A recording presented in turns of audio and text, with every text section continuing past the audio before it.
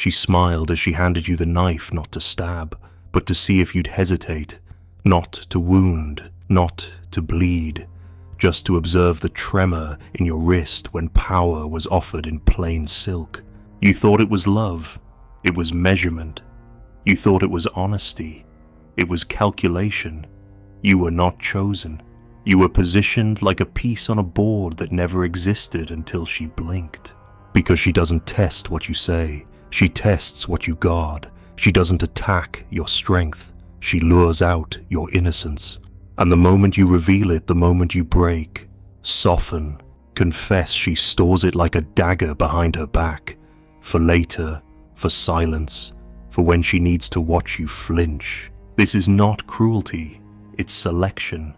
And if this whisper already knows, you let it echo. Like the video. Leave your shadow in the comments. Subscribe and stay near the silence. You'll need it. For the game was never hers alone. She doesn't need to speak. She only needs to stop laughing. That's the first test, and you always fail it.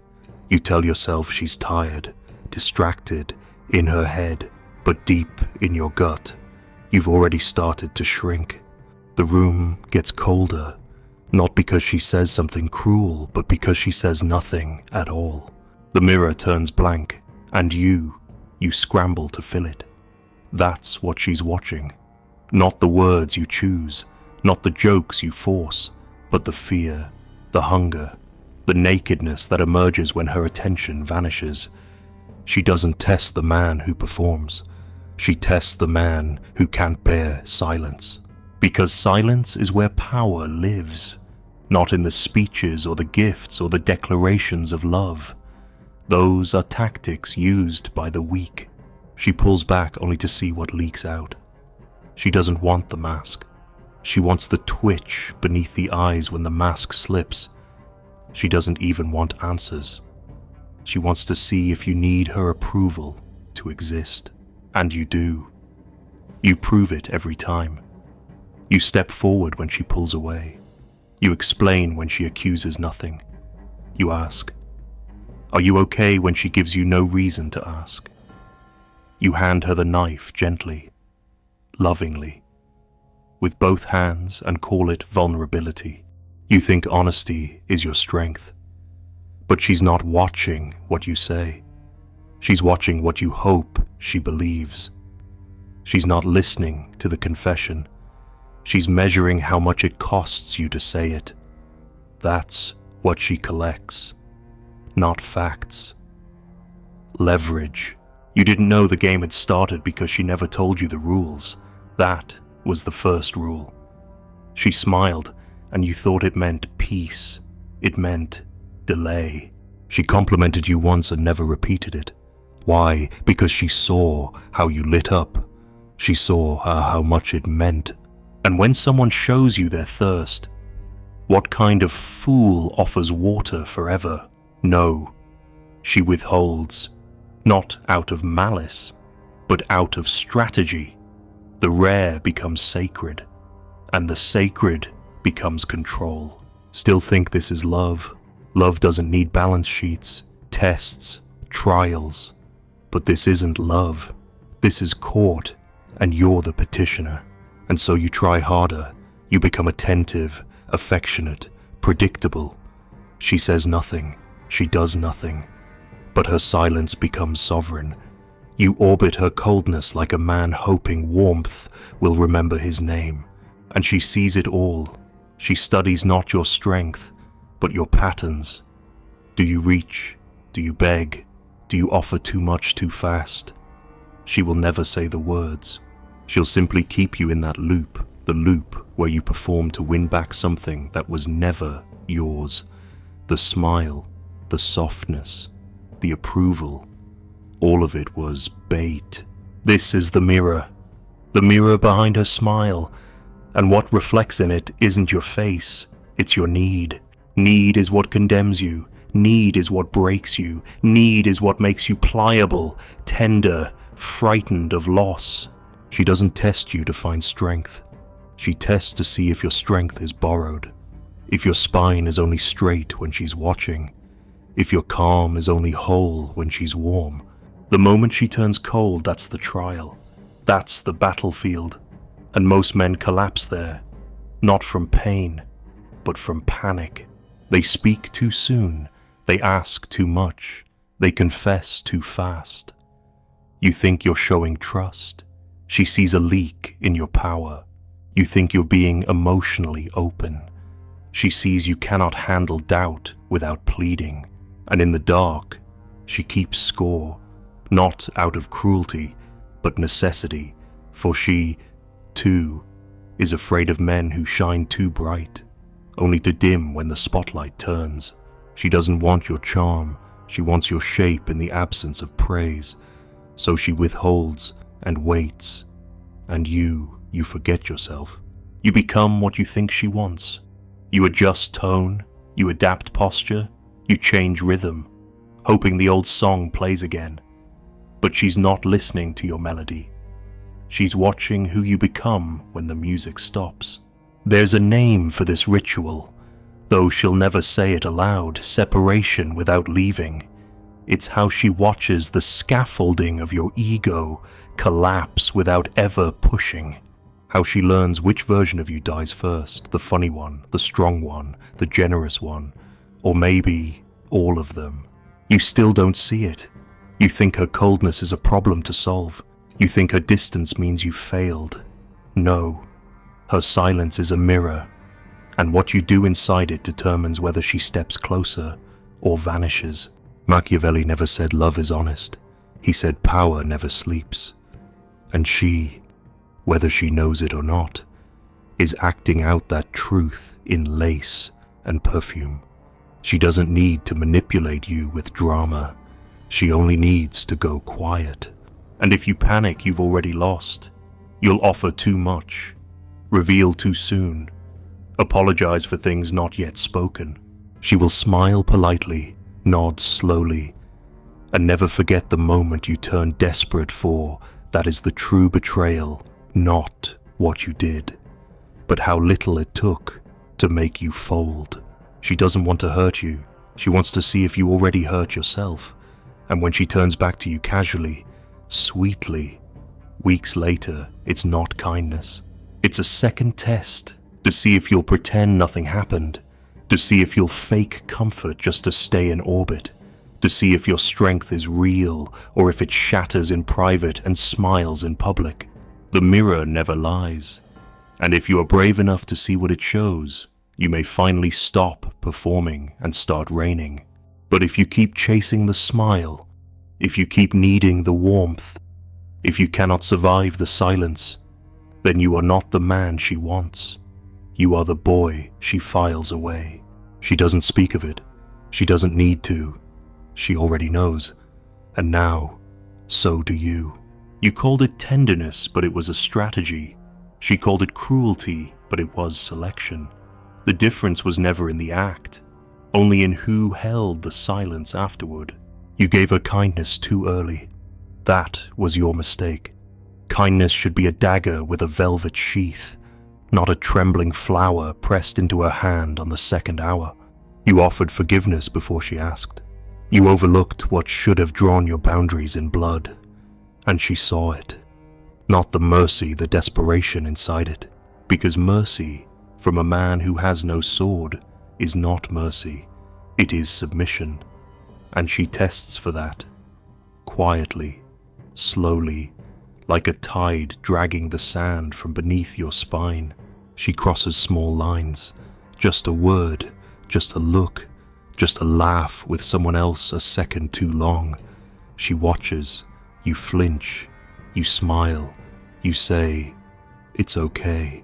But your breath betrays you. You absorb what should have been punished. You excuse what should have cost her your silence. You think being understanding earns her trust. But you forget she's not asking for comfort. She's asking if your love has teeth. She wants to know, will you bite when the line is crossed, or will you bleed and call it noble? The worst kind of man in her eyes is not the cruel one. It's the one who cloaks fear as kindness. the one who forgives because he cannot confront, the one who smiles because he is too weak to withhold. You think you're winning her heart. She thinks you're incapable of war. And without war, there can be no peace, only delay.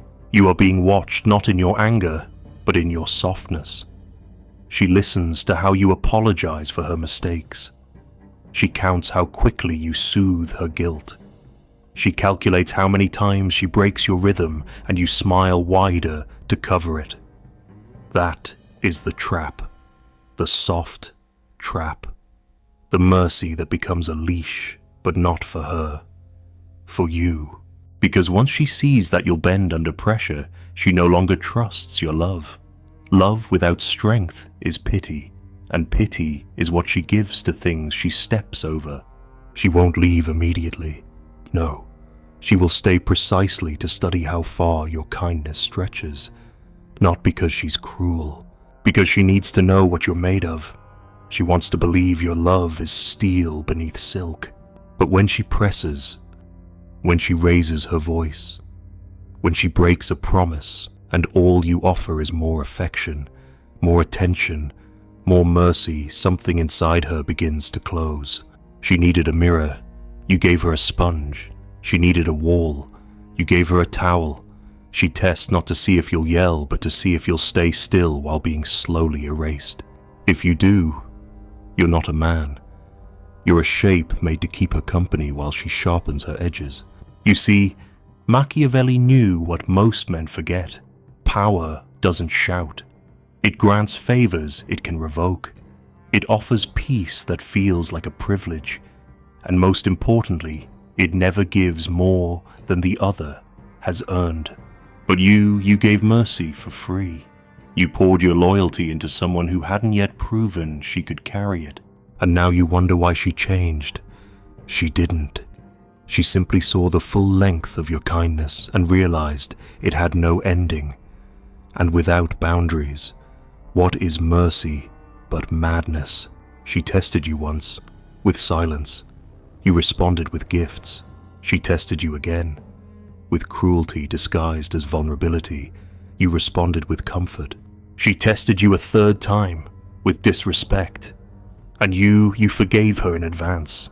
Not because you're pure, because you're afraid. Afraid to lose her. Afraid to assert yourself.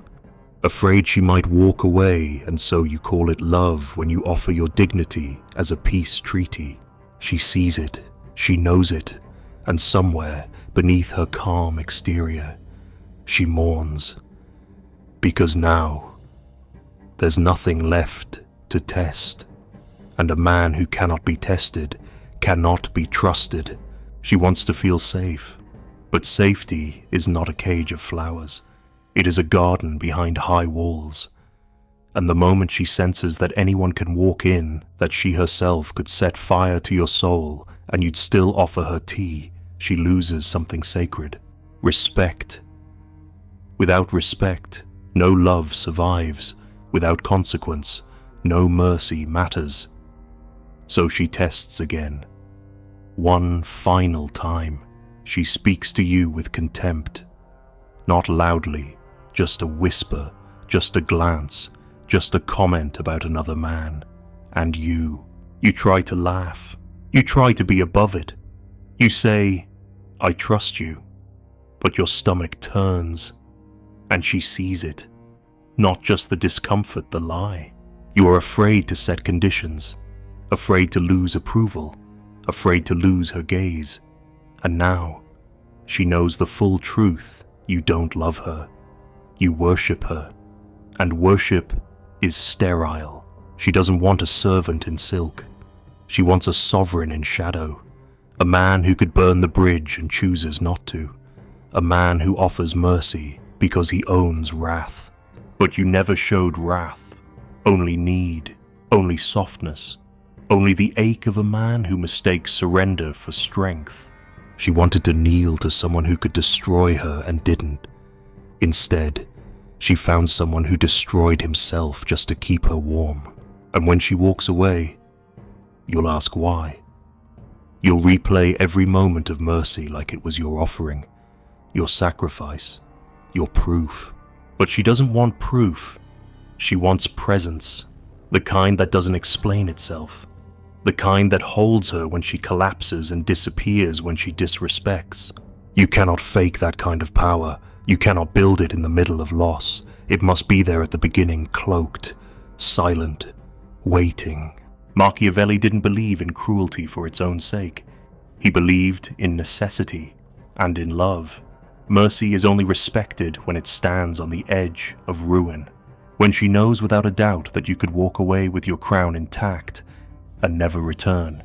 That's not arrogance, that's architecture, and without it, you are not a man. You are a pillow with a beating heart, and pillows do not command desire. They absorb it, until nothing is left but quiet disdain. That's the soft trap.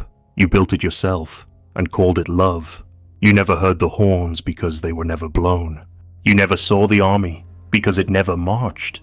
You never felt the blade because it never swung. But still you were conquered, and she smiled, not because she hated you, but because you were never supposed to fall so easily. You walked into the palace thinking love was peace. You were wrong. Love, the kind that haunts, the kind that endures, is always war in disguise. Not the kind with noise or blood, but the quiet, surgical kind.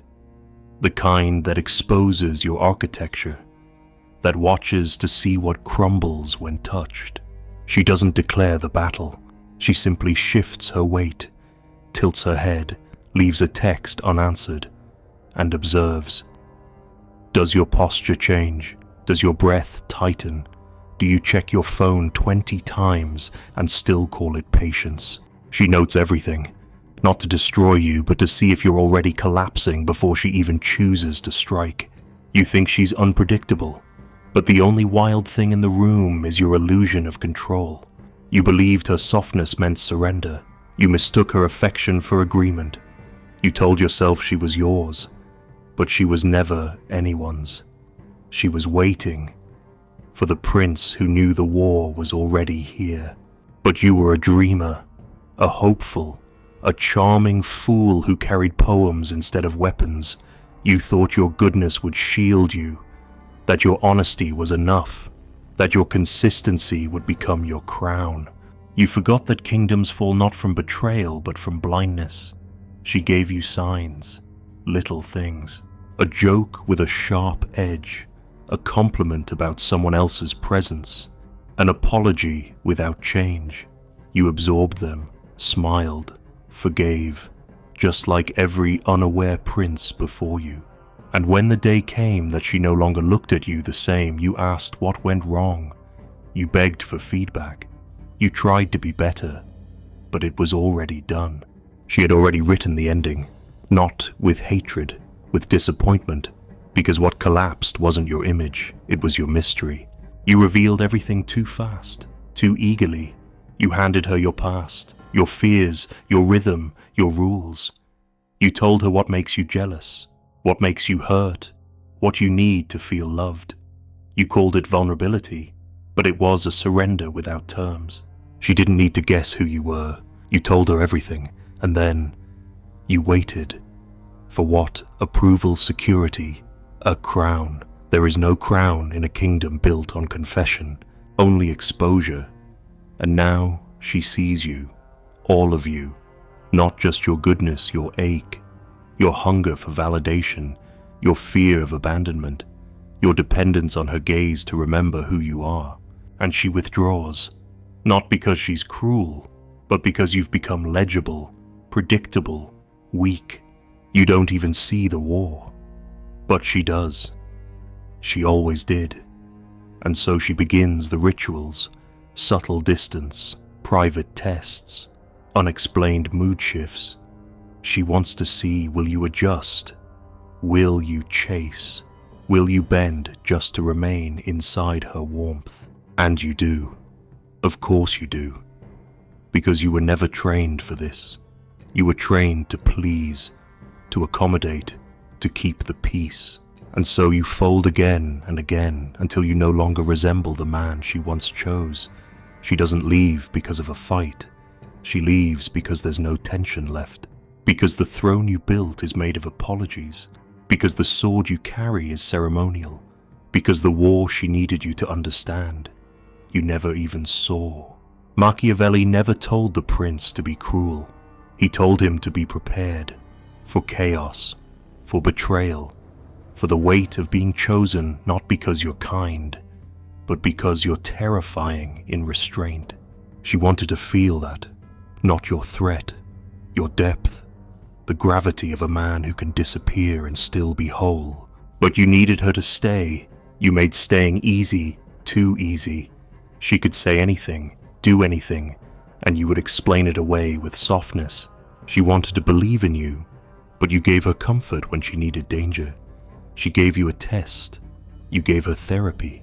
She wanted to trust that you could walk away. You told her you'd wait forever, and so she lost faith, not in love in you. Because the unaware prince always dies the same death, not by betrayal, but by erosion, slowly, gently, until his crown becomes a collar, until his throne becomes a leash, until his love becomes a song she can no longer hear. And you think she changed. You tell your friends she stopped appreciating you, but she didn't stop. She just saw it all. The full arc of your reign from seduction to surrender. She wanted a man who bled before he was wounded, who moved with the awareness that love is never neutral, who didn't need reminders of his worth. You needed too much, and she needed to be near a fire, not a candle that begs not to be blown out. You could have been that fire. You had it once, in the beginning, before you asked too often, before you explained too much, before you shaped yourself to every whim. You were still mysterious, still sovereign, still dangerous in your distance. But you collapsed, not loudly, not all at once, just enough for her to mourn, and when she left or when she stayed, but loved you less. You thought it was unfair. But the prince who doesn't see the war never sees the knife.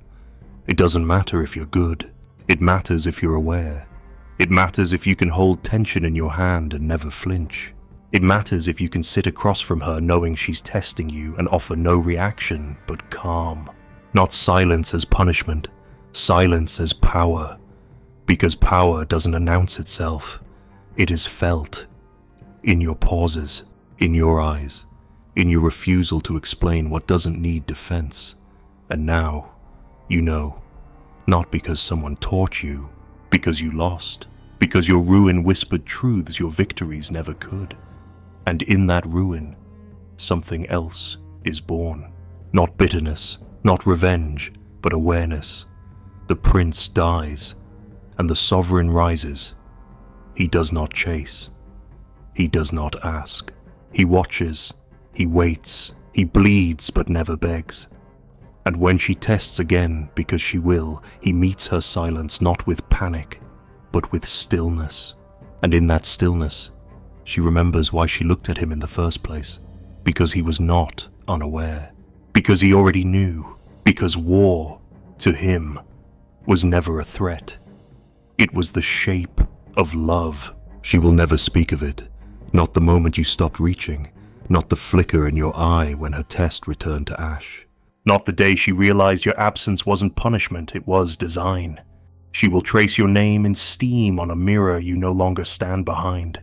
She will press her thumb against her wrist where you once kissed without needing to ask. And she will wonder, was it strength that made you stay still, or cruelty that made you smile when she broke, but you won't be there to answer? That is the gift. That is the knife. A man who sees the war, bleeds in silence, and walks away crowned in dust leaves no echo, only a throne she can no longer find, and a question she will ask every time another man smiles too easily.